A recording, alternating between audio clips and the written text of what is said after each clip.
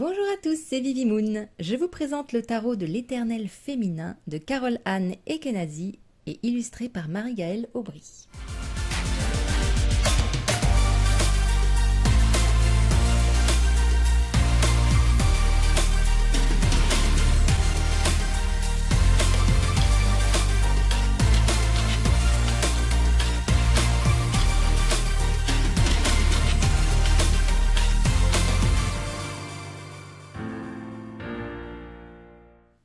Ce jeu est aux éditions Erol. Je ne pensais pas le prendre parce que c'est un jeu uniquement basé sur des figures féminines. Et moi, j'aime quand il y a hommes et femmes dans le jeu. Mais qu'est-ce qui a fait pencher la balance? C'est la façon dont est fait le jeu. Alors, je m'explique. C'est un jeu qui est composé uniquement d'archétypes. Et je trouve ça sympa. Même si, bon, il n'y a pas d'homme, du coup, il y a des archétypes, donc ça me gêne moins. Et le guide est également très bien fait, je trouve. Du coup, voilà, je me suis laissée tenter. Je me suis dit, ouais, bon, quand même, en regardant bien, moyen d'en faire quelque chose, quoi. On a un mot-clé qui accompagne donc l'archétype, l'association du tarot, parce que tout est renommé. On a le message de la carte.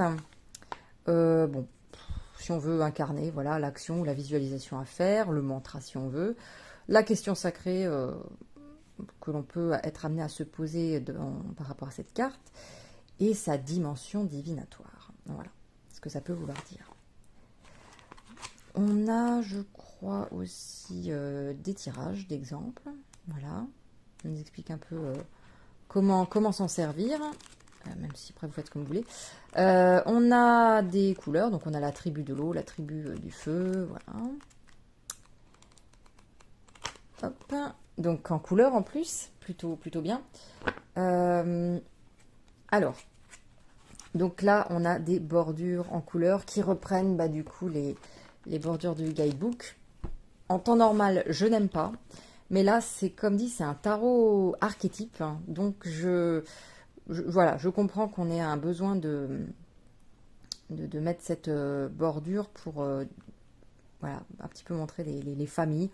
Bon, pourquoi pas. On va dire que en temps normal, j'aime pas. Là, je vais les accepter. De toute façon, j'ai pas le choix. Alors, désolée, je ne l'ai pas remis dans l'ordre. Les bordures sont dorées. Voici le dos, qui fait un peu ethnique, comme ça. Les bordures dorées, honnêtement, c'était pas du tout nécessaire. Ça n'apporte rien. Et c'est parti. Donc, quand on a les archétypes, ça veut dire que, par exemple, la 9 d'air, donc qui est la 9 d'épée, on a la Banshee. Donc, le 9 d'épée est représenté par l'archétype de la Banshee. Alors, Amazone de feu, donc Amazone du Sud. Là, on est sur... Alors, attendez, que je regarde à nouveau. Est-ce qu'on a... on a des choses différentes, justement, par rapport aux figures de cour. Hop. Donc, on a les princesses qui sont les valets. Les Amazones, donc ici, qui représentent les chevaliers. Les gardiennes, qui sont les reines. Et les déesses, qui sont les rois. Voilà. Donc, ici, on a le chevalier.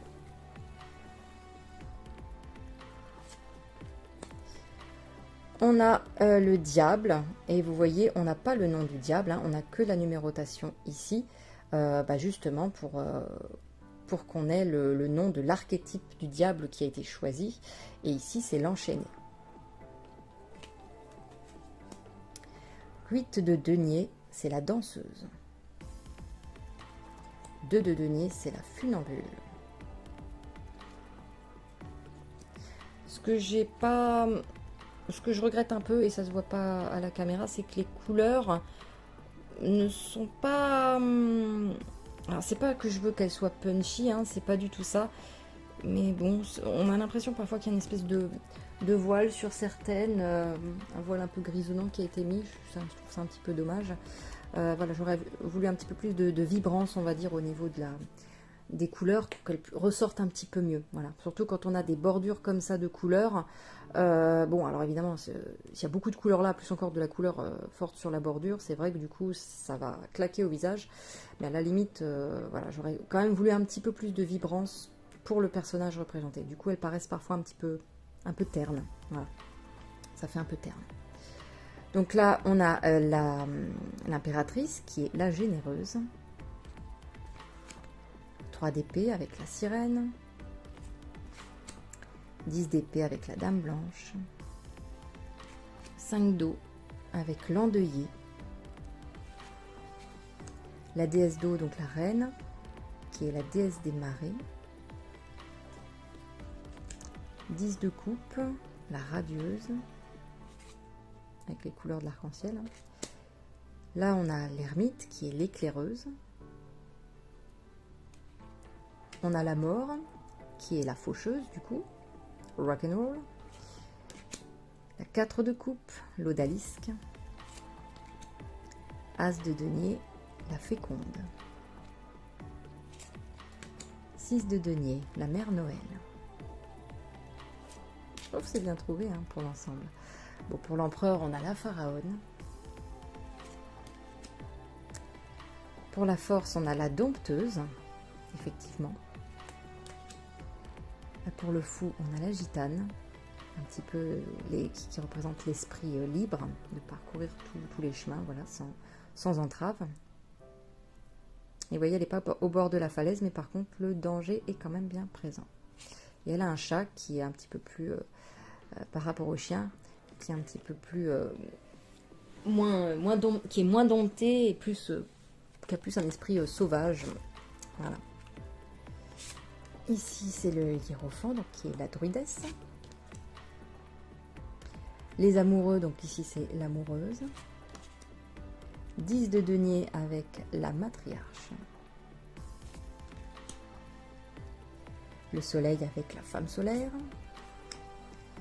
9 de denier, la lady. Bon, là on a la grande prêtresse, là ça n'a pas changé. Donc la déesse de terre qui est la reine, pardon, le roi. Donc ça c'est le roi, donc la déesse de sol sacré.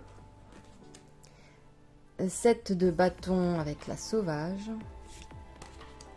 8 de bâton avec l'aviatrice. La tempérance avec l'apaisante.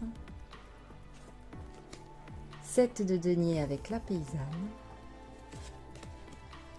Le chariot avec la volontaire. 4 de bâton avec la châtelaine. As de coupe avec l'aimante. Donc là on a la déesse, donc c'est le roi. Donc la déesse des flammes vives. Le 6 d'épée avec la navigatrice. Il y a quand même beaucoup de références, hein, on peut difficilement se tromper. Il y a beaucoup de références avec le Rider-Waite.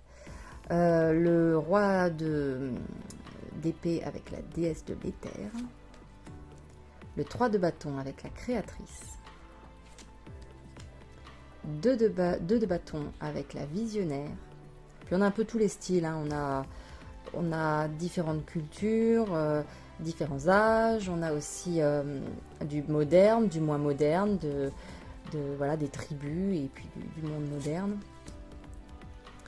Donc là on a la princesse de l'été. Donc ça c'est les valets.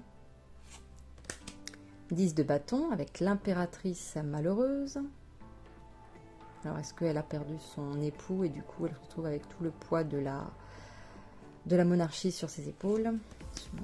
As de feu avec la pèlerine. As de bâton. 4 de denier avec l'avare. Bon, bah là on avait la femme solaire, on a la femme lunaire pour la lune. Là c'est la tour avec la déchue. 5 de denier avec la bannie.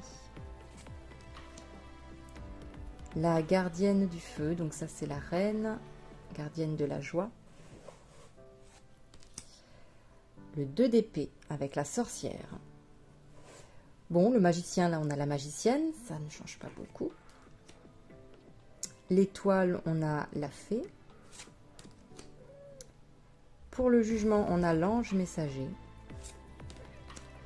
Pour le pendu, on a la suspendue. 8 de coupe, on a la nomade. Pour la princesse de terre, donc le valet, hein, on a la princesse de l'automne. Pour la roue de fortune, on a la cartomancienne. Intéressant. Ah, désolé, j'ai le chat qui arrête pas de m'embêter là au-dessus. Gardienne de l'eau, donc la reine de coupe, c'est la gardienne de la compassion. Pour la justice, on a la juge. Donc là, le chevalier de bâton, on a l'amazone de l'ouest. 6 de bâton, la championne. 3 de coupe, l'ami fidèle. 2 de coupe, la mariée.